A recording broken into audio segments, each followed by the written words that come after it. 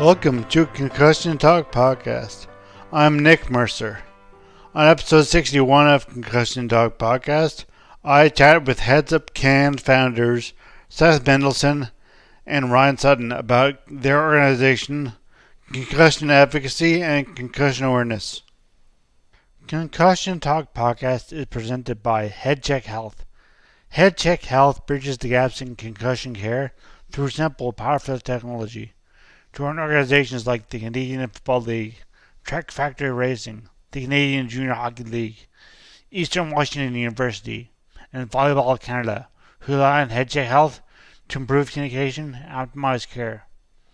Visit headcheckhealth.com for more.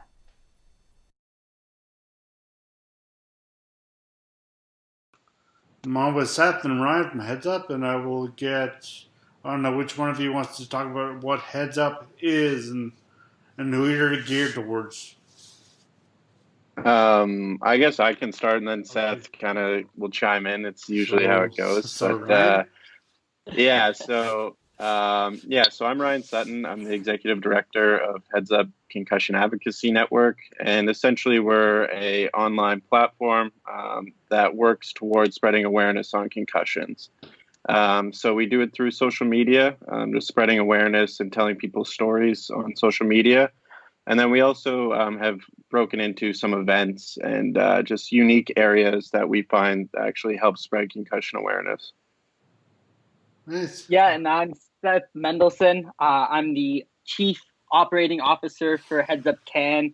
And for me, it was really important to create this empathetic approach for people who maybe have never had a concussion or understand how severe it is. And we started by just having these shirts and kind of just spreading the awareness through that way. And now we're just trying to, continue to share our story and our journey and other people's stories because, concussions are so individualistic and unique that we want to kind of show that this affects everyone differently. Right. Okay. Well, folks who are listening to the podcast can't obviously see you guys, but Seth has on a Heads Up t-shirt and Ryan has on a Heads Up hat and looks good and look blue. And sweater. And sweater. And sweater. And sweater. So, it's all we wear. Yeah, it's pretty much the only thing in our closet. What's in your... Let's... Actually, first we'll go to just talk a bit about yourselves. So it's our Ryan Bloom, and who are you and where did you get... Why are you interested in concussions? Yeah, so I grew up and I've played hockey my whole life. I actually had my first concussion when I was 8 in a biking accident, and so I was introduced to it at a fairly young age. Definitely younger than a lot of the people I was surrounded by. So it was interesting to go through it at the age of 8 and see how everybody was kind of disconnected from what I was going through. I was actually, I was knocked out for roughly a half an hour for that one. It was a pretty severe accident, and I'm happy to have recovered from it at that young age. But it was definitely alarming. It alarmed my parents a lot for sure. And luckily I was wearing a helmet. But then as I progressed into my teens, I was playing hockey nearly 7 days a week and definitely was susceptible to more concussions because of my early concussion, obviously. And so I sustained 3 in my teenage years. And by the age of 19, I had to stop playing hockey altogether. When did they start hitting in hockey when you were playing? I was actually the last age group to never have any restrictions on that. So as soon as I was in Adam, we were hitting. What year was that? Around, I don't know for sure, but I believe it was 8-ish. 8? Okay. Yeah, around the time I actually got that concussion. And then it was weird for me because I was the age group that every time you went up, like the people below us were not able to hit anymore. So when I went to Pee Wee, they moved hitting up to Pee Wee. So like I never missed exactly the wrong time. Exactly. That was that year. It was like a weird cut. So my brother had a completely different experience where he actually had hitting limited. And it was kind of funny because he actually is more of an aggressive player on the ice than I was. So he actually was yearning for having like hitting in hockey, and he hated seeing it. You were telling him no, not good. I was just like, well, I wasn't really someone who hit a lot on the Yeah. ice, but I could take it, obviously. But yeah, it was, he loved it. He dished out hits when he got his chance, put it that way. And and Seth, how did you introduce two concussions? And basically, who are you? Yeah, so I've been playing all different kinds of sports when I was growing up. Like every other Canadian, I played hockey. I was a goalie, but football was my biggest passion. I started when I was 12 years old, and I good at it really quickly because I like to hit. I was this small, mighty defensive player that I felt like for me, where I lacked in size, gained an IQ. So I was really smart with how I played, and coaches really were drawn to that. And, You're like Rudy? throughout, like Rudy, that was my nickname, actually.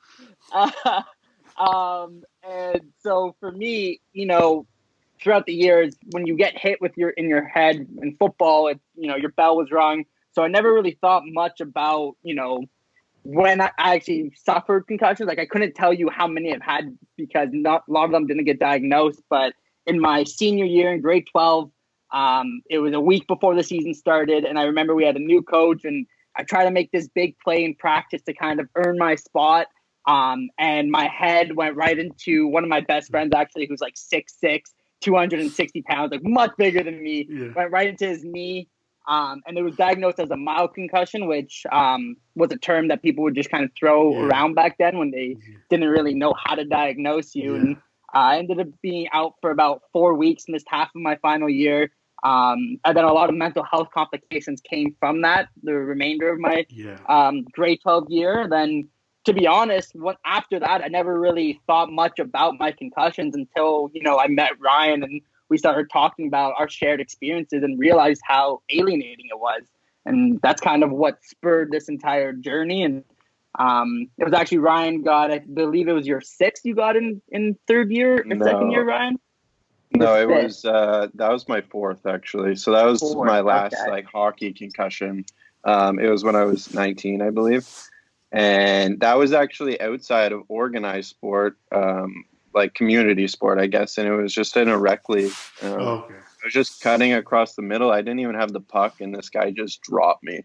And I was defenseless. I didn't even see him. So I had to get stitches in my chin.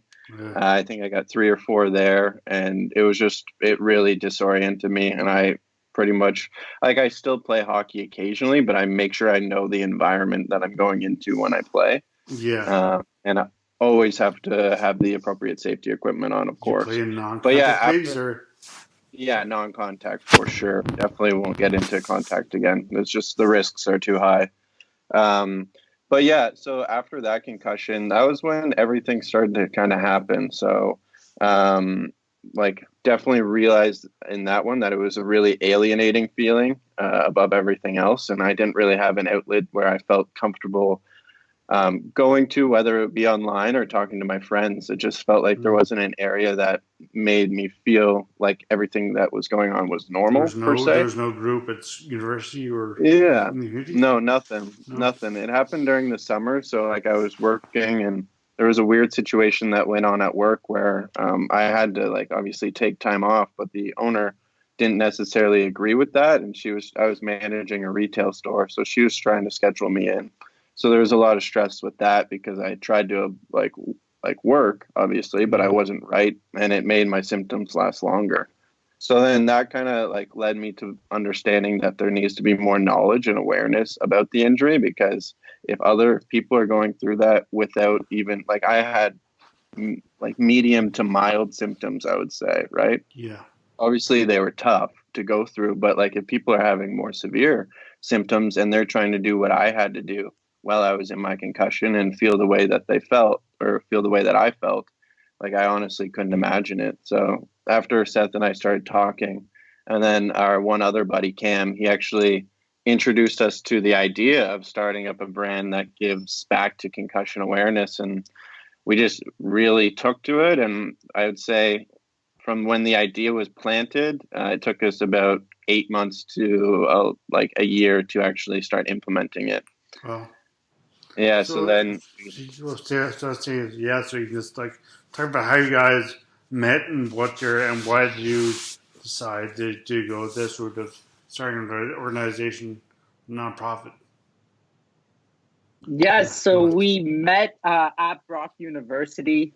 We both are in the sport management program, and in our very first class, the very first seminar, we sat next to each other, and we were told to find a partner to do a project that you have to do that whole semester. And we kind of looked at each other like, oh, like we're already sitting next to each other. Let's kind of do it from there. And it was kind of funny because from that point on, we did every project in university together and created this really quick bond and connection, and started to learn how we operated and what we brought to the table and how, different our skill sets were and our passions, but how we could collaborate with that. So for that kind of was first year. Then we lived with each other for 3 years after that. And again, started to do all of these projects together. So when this idea came to start this brand that we were both really passionate about, because we had both experienced concussions, we both felt alienated and both felt like there wasn't that platform out there that really talked about the severity of it or made you feel comfortable with,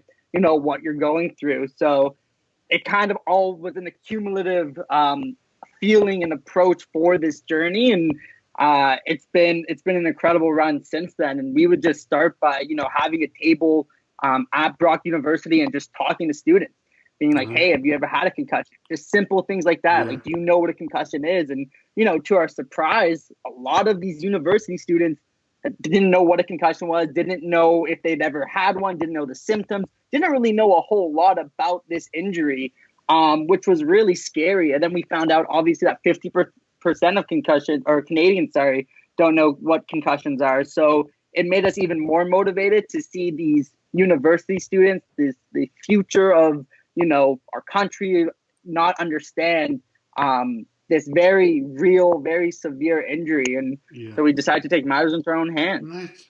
Great. And so sorry, Justin, Dad, right? So we basically started it in our fourth year, first month of our fourth year. It's a 4-year program? So our last year, it actually worked out that I had less classes that year because I did my internship in the summer. So I had a little more time to kind of dive into it, which was great.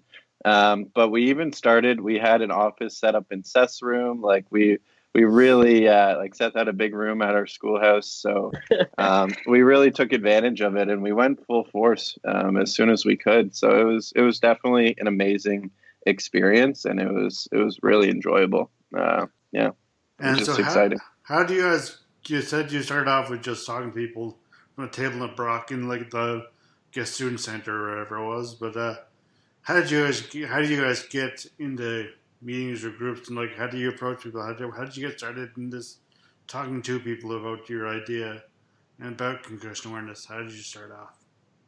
Well, it was exactly what Seth said. It was just going and having a table. That was the very first thing that we did, and we wanted to hit the ground running and essentially start like talking to people face to face so we could actually get some understanding of how people felt about it. And then from there, whenever we learned that whenever you have a table, we should be trying to run some like social media contests to get more people engaged. So then we'd start running contests for free merchandise because we were also launching a brand at the same time. So it got the brand out there.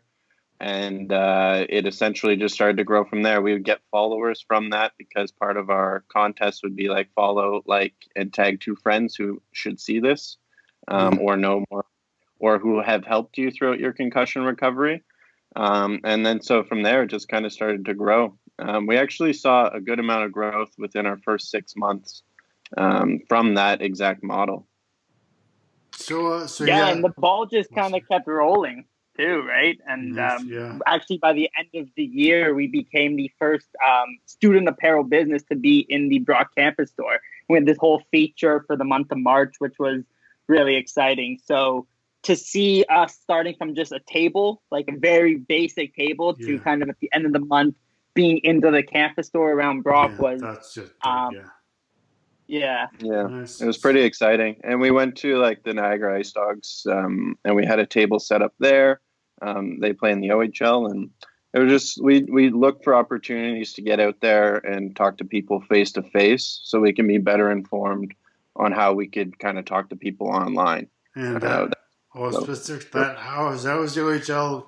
How receptive were the fans there, or knowledgeable were the fans there, or whoever you talked to at the OHL Ice Dogs game? We had some great conversations. I think wherever we've gone, people have been very inquisitive because, again, like this concussions are something that, you really only see in like these big hockey or football hits on like TSN and Sportsnet, right? No one really talks about the people who slip and fall and get a brain injury, or, the concussion that derived from a car accident. And I feel like there was a lot of people that would come up to us and kind of ask questions and want to hear our story. And I remember specifically when we were at the Ice Dogs game, I was talking to a few firefighters and how they have to go and help people who slip and fall and all the training that they have to go through. So I personally found, I can't speak for Ryan, but people have been very receptive to understanding and learning more. There just hasn't been someone, like we believe HeadsupCAN is, that can really go be approachable and be out in the community, right? And that was a big thing for us.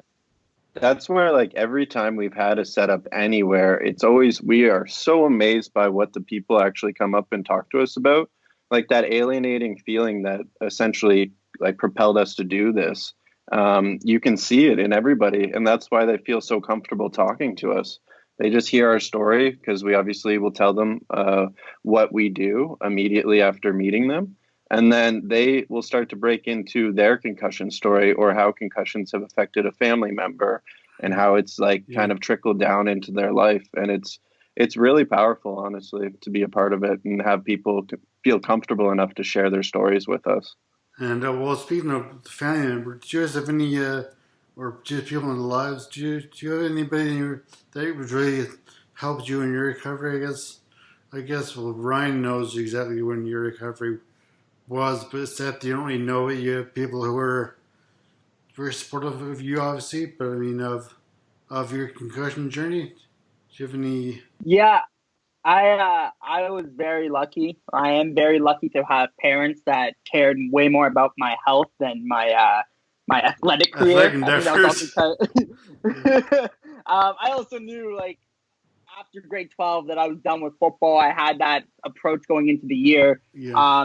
So for me, it was really important to get my recovery and my brain health back in check before I went back into the game, because I've been pretty well rehearsed. Like I understood a lot about concussions in grade 12, being in football for so many years and seeing other friends get injured, that I didn't want to put myself through that. Because, and something that I still stress is, there's more to life than sports. And obviously trying to pursue that dream of playing sports is never something I would ever tell someone to not do, but understanding that at a certain point, you have to take care of yourself. And especially when it comes to the brain, you can't play around with that. Like that's the most complex organism that one injury to the head could change the rest of your life. So I was very fortunate enough to have my parents by my side. But it was definitely tough for me because I could be in school and still do my homework, my tests, and not feel the symptoms. But when I worked out or I tried to run, that's when I started getting headaches. So it was tough to kind of communicate that to my teammates and my friends. But yeah, I had a really good support. Yeah, exactly. Yeah, and for me, like my support system was great. My family definitely was understanding. And my mom specifically was just a rock star. Like she really took it seriously, and like it made me want to take it more seriously too. And throughout my like amateur sports career or whatever you want to call it, like she was always interested in our health and well-being and our schooling opposed to like sports. She thought that sports came second to pretty much all of those things I just mentioned. And really that was essentially what made me want to take it seriously and gave me the education behind the injury to care about your head. So actually, go ahead. No, sorry. I was just gonna say, just like looking at your website, HeadsupCAN website. You have, sorry, my hands over these mics on my side of my computer there. So anyway, you guys have advocates and apparel. So how did you get started with your and media? So advocates, apparel, and media. Are those your three main areas you focus on HeadsupCAN? The Uh, advocate program. yeah. So the apparel wasn't like how we started. Yeah. Like we did start off as a brand first, and now recently we have moved into a nonprofit organization. So obviously What having a was the brand a brand part called of for? What was the brand called for? The brand it's always called HeadsupCAN or it was no, it was Yeah. always called Heads Up. It was Heads Up in support of concussions was technically the brand. okay. But it's like we've always had the Heads Up Can handles, and it's always like we've turned it into Heads Up Concussion Advocacy Network essentially, Okay. as the nonprofit rebranding. But yeah, it's always been something that we've wanted to do was create that network. But the apparel is just a great way for people to feel a part of our community. We find it really like people are excited to wear it. Pretty much everybody that we know who owns one of our hoodies or T-shirts wears it like every day almost. It's one of their favorite Nice. sweaters. Nice. But that has become like less prevalent as we've been more focused on spreading awareness, and that's kind of where the advocate program came in. That's actually something that we've like really started to push recently. It's something that we've definitely always wanted to do, but now we have the time and the capacity and the know-how to actually implement it the way we want. So basically, with that, we're just focused on telling other people's stories. So in the Right. past, we have done concussion testimonials, as you may see on our website Yeah. Seen YouTube or on. videos. Yeah, exactly. Yeah. So we have done those, and those were awesome. It was limited because we had to go and do a full production of how and like set up in a room and like actually interview people. But now we're trying to streamline that process by the creation of our advocate form, where people can essentially just answer two simple questions. How have concussions affected you? And why do you want to become an advocate for concussion awareness? Right. And it's crazy because through those two questions, you can get a wide range. Like Yeah. just with any like concussion, everybody experiences it completely differently. And there's no one concussion that's the same to another. So everybody's going to have a different perspective on why they want to be an advocate for it, but why concussions have also affected their life. So we found it to be a pretty powerful tool and something that we are starting to launch more recently. And yeah, if Seth, you want to add anything to that, then. Well, yeah, I also think there was a lot of times. I think for anyone who has a concussion, it's very tough to share your story because for a lot of people, it can be a very tough time, dark time in their life. Some people are still going through it. And I think when we went through, even when we were at Brock and just other people and like kind of gauging people's interest on, doing videos, the idea of being in front of a camera was kind of tough for them. And they didn't really necessarily want to share their story that way. But the way that we've been able to kind of, understand that because we were, again, people who would suffer concussions and know how scary that is to kind of tailor this entirely new form of advocates where people can kind of, like Ryan said, answer these two questions and still you get such a wide range of stories. And I think that's the biggest thing for us is it's always been about sharing people's stories. I think that for some reason is what gets lost in a lot of this concussion research is you don't hear the actual symptoms that people go through and people immediately correlate it to headaches, but what about the mental health complications that can derive because of that? And I think that's why this advocates program is so near and dear to our hearts because we know that there's so many people that have been affected some way or another by concussion. So to be able to create this program for people to share their stories has always been what we envision Heads Up Can growing into. That's great. Yeah. And then it just gives us an avenue too to just like have people submit their stories. And now we're going to work towards sharing everybody's story that submits. So it's just creating a more full picture of just a shared experience for everybody and just allow people to resonate with different things. You may not resonate with everybody's story, but I'm sure you can resonate with at least a sentence. Yes, like at least some small thing that they're going through. You will have an understanding and be like, oh yeah, no, I totally get that. I've definitely felt something like that before. And it's just validating your feelings going through a concussion, right? Totally. So I don't want to put you on the spot if you don't know the numbers. I'm looking for exact percentages, but how would you say most of your people that respond to your questions and are advocates for Heads Up Can? Would you say they're athletes, or would you say they're more just people who've had a concussion, either through sports or through just general car accidents or falling down or whatever?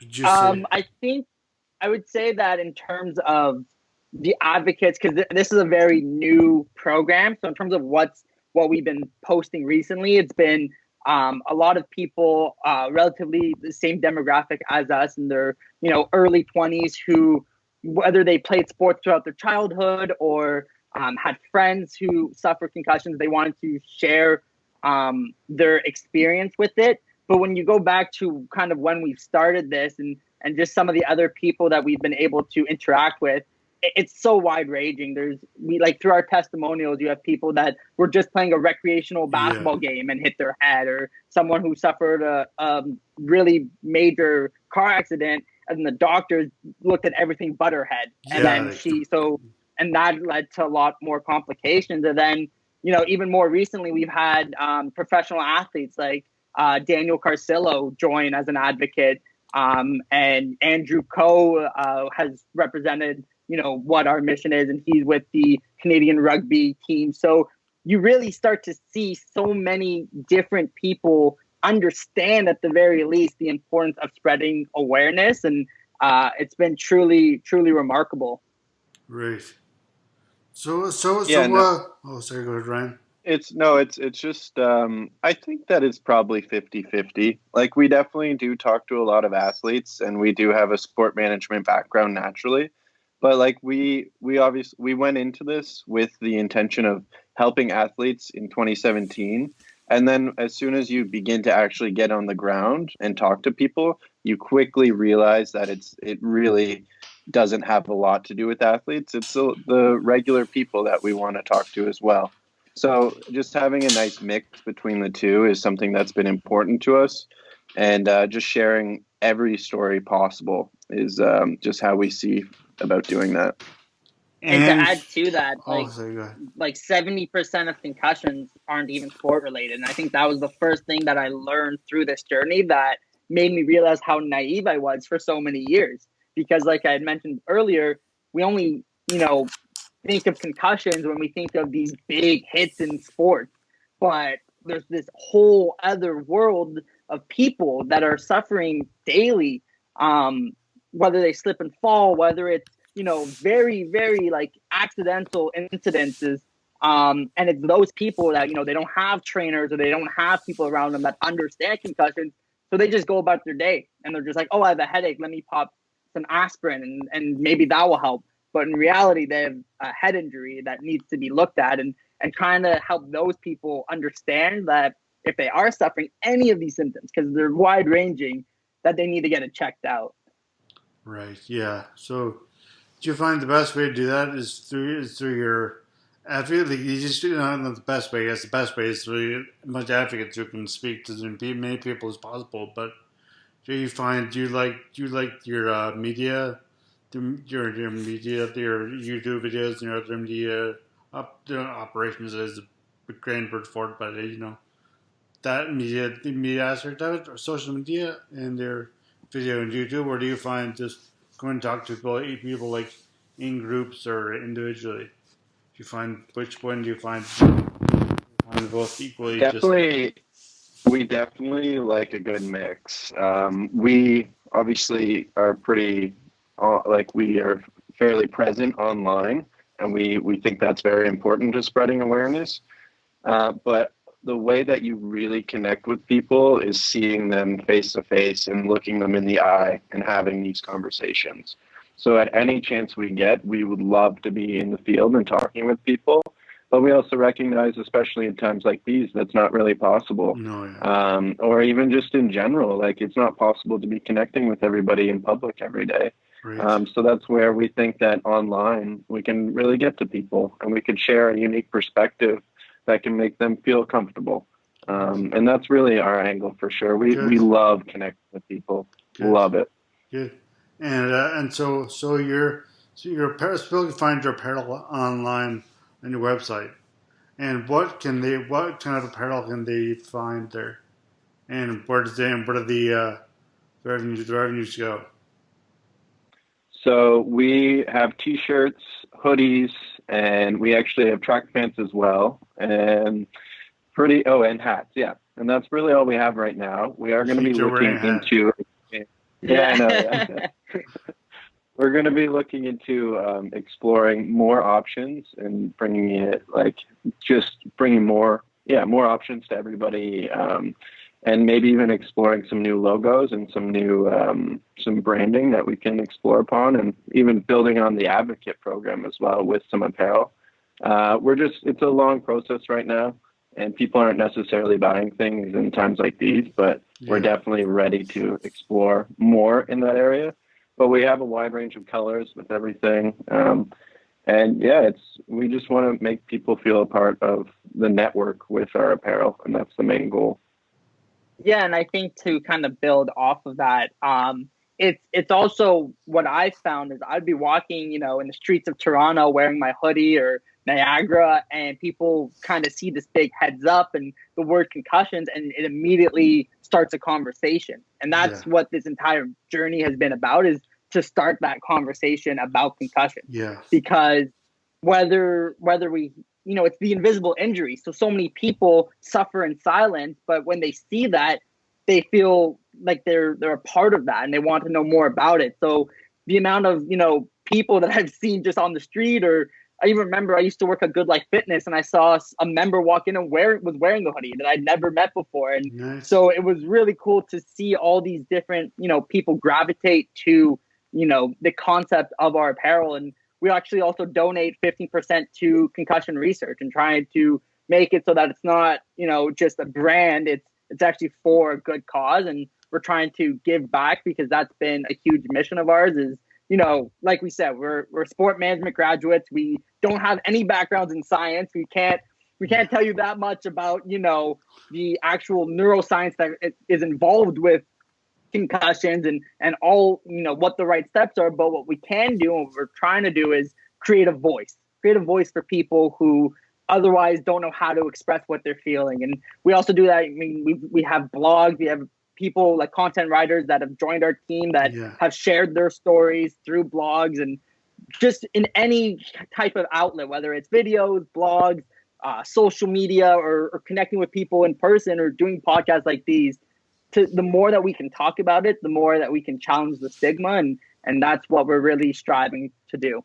Excellent. Yeah. So it takes a village, as they say. So what's next for Seth and Ryan, and also in HeadsupCAN? So which definitely, we definitely are going to be building upon our advocate campaign right now. We actually just launched it on Monday. So we're really, so it's really new for us. We already have didn't know how new it was too. Yeah, no. We're really excited about it. And we think that especially in times like these, we think that it's just going to help spur more conversation. And like we've said, that's all we really strive to do, and challenge the stigma on the concussions. But then we're also involved with in an organization called PACA, Peterborough Athletics Concussion Awareness Committee. And so what we do with them is just help explore concussion awareness in Peterborough region specifically. And that's a board that comprises of like the school boards, the public health sector, and pretty much all the large organizations within the community just coming together. So just being a part of things like that. And actually, we're even in talks right now with some provincial sport organizations to become their concussion awareness arm or somehow partner with them to help spread concussion awareness. That's so good. Going to all of their like sporting tournaments and having a booth set up there where their athletes can go and talk to, and having it extremely interactive and engaging, and finding unique ways to connect with people kind of in person, but also on a mass scale as much as we can, at least. And then, to kind of build on to that, Ryan actually had mentioned earlier, we officially became a nonprofit organization. So kind of converting, we always kind of treated Heads Up as if it was a nonprofit, but now that it's official now that we've kind of gone through the entire registration process, and we have board of directors. We've got Stephanie Cowell from Parachute Canada, Alex Salome from the Canadian Mental Health Association, and Pina Petrielli, who helped with our accounting and all of that. So we created a really cool support system for trying to do and to help, guide us and ensure that we're still, hitting a lot of different areas, whether it's mental health, policy framework, because there's so much that needs to be done. Like you had mentioned, Nick, it takes a village, right? And a big thing for us too is, we've been people who've been on the ground. So where a lot of other organizations kind of haven't been, really dealing with people directly in the same way that we have. I feel like that's created a whole, perspective of how we understand concussions and how it affects people, and trying to, like kind of Ryan said, take that and what we've learned there and go to these provincial sport organizations and kind of explain what we've learned, and just being a part of a lot of different events as well. And obviously right now with the times, events aren't really much of a thing to look into right now, but that's something where we see Heads Up going forward, is creating more events that not only talk about the severity of concussions, but also highlight the positives of the recovery and how, you can actually heal yourself and be better for it. So trying to kind of take that approach rather than just continuously harping on, the negative effects of concussions as well. Yeah. And we also, we just have one other thing that go ahead, please. We just haven't even really touched upon it though, but we are going to be looking into creating our own conferences, our own concussion conferences. We find that, like, when we go to concussion conferences, we absolutely love it because we get to interact with everybody, but we just want to have our own take on what our concussion conference can look like. So maybe just changing traditional norms where how it's just speakers just talking to people and make it more interactive, where it can be more of a conversation opposed to a speech, and just having unique more of ways like a symposium kind of thing. Yeah, exactly. Just more like driven towards conversations, and maybe even having multiple like talks going on at once, and having it in smaller groups where people can essentially just have real conversations, and then having some sort of interactive element at the end that just brings everybody together as a group, maybe like a concert or like something like yoga. Just something completely different that we just our own spin on a conference. Yes, we have. Geez, I'm thinking of yoga, and like I talked to keep your head up, KW. So keep your head up in Kitchener, Waterloo, and then another yoga thing. There's another concussion group. So Ontario has a bunch of concussion groups starting up now. But as you mentioned, unfortunately, these times it's not to get together. It's not really possible. So, but you guys have a big social media presence, and an online presence. So, and this is right now it's a great place to meet. So, how can people find HeadsupCAN on all social media and online? So all of our tags are at HeadsupCAN. Our website is headsupcan.ca.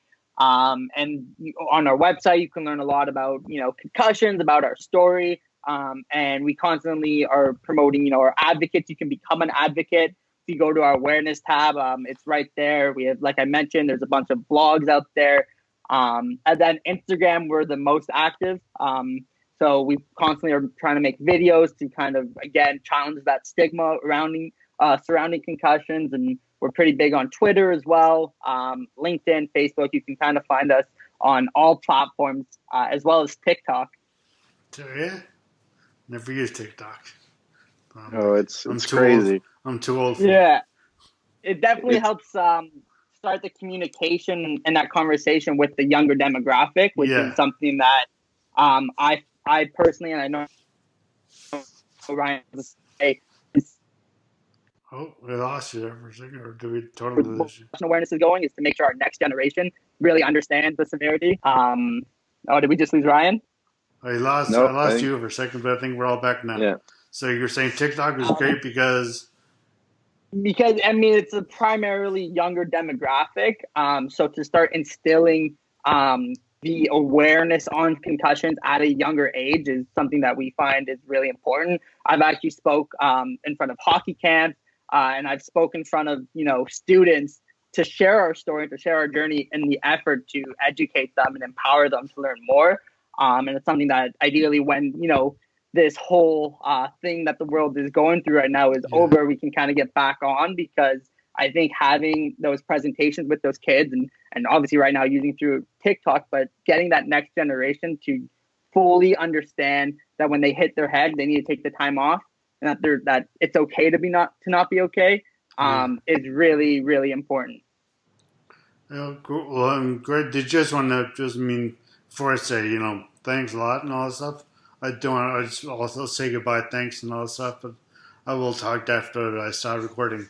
But also, I just want to plug your advocacy network again, just because I just had just started on Monday, and maybe this has not been the best time to get your news out there. So Monday being March 30th. So this podcast will go out probably April 14th. So it was 2 weeks, 2 weeks prior. But yeah, but just want to mention your advocacy network again. Where can people sign up for that? So actually right now and probably for the next while, we're going to maintain the advocate link on our HeadsupCAN Instagram bio. Okay. So it's just headsupcan.ca/advocates. Great. So it's really simple to find. You can pretty much just type in the URL as I just said it, and it'll direct you right to the page. It'll give you a brief summary of what we see our advocate program being. And then we also have some school advocate programs that we'll briefly touch upon in that page. And then you scroll down to the bottom, and there's an advocate form where you can just fill out the 2 questions. And then we get an email right away, and we just respond as we can. Perfect, great. So that's for anybody, any age, any if they're going to school or they're just walking the street. It's for anybody. So anybody. There's no limitations. Yeah. Anybody who feels compelled to share their story and share it on our platform, we'd love to have anybody, like literally anybody, share. So we do have kind of something that says, what school do you attend? But that's not that's an optional question. You don't have to answer that if you don't go to school. It's more just so we can get a better understanding if you do happen to go to school. So, well, great. This is great, and I encourage anybody to go to your website and maybe in these times you want to just need new. I know here. I don't want a new hoodie right now. Well, you probably would here, but like you mostly kind of maybe a T-shirt or a. I saw you were sold out in hats, so. Yeah, we're going to be working on the last hat. Did you? New hat. Yeah, pretty much. Stocked up before. Yeah, launching some in the spring for sure. I guess it is technically spring now, but we'll get some soon. Maybe by the time this podcast launches, maybe not. Thanks a lot, Gonna be working really hard on that.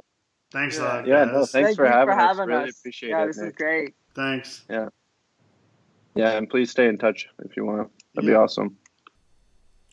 As you heard, Ryan and Seth are very active, and HeadsupCAN, for that matter, is very active on social media, so please check out their social media accounts and visit their HeadsupCAN webpage, and visit my webpage at concussiontalk.com and my social media accounts on Twitter, Facebook, and Instagram. Music at the beginning of this podcast is by Ben Sound, www.bensound.com.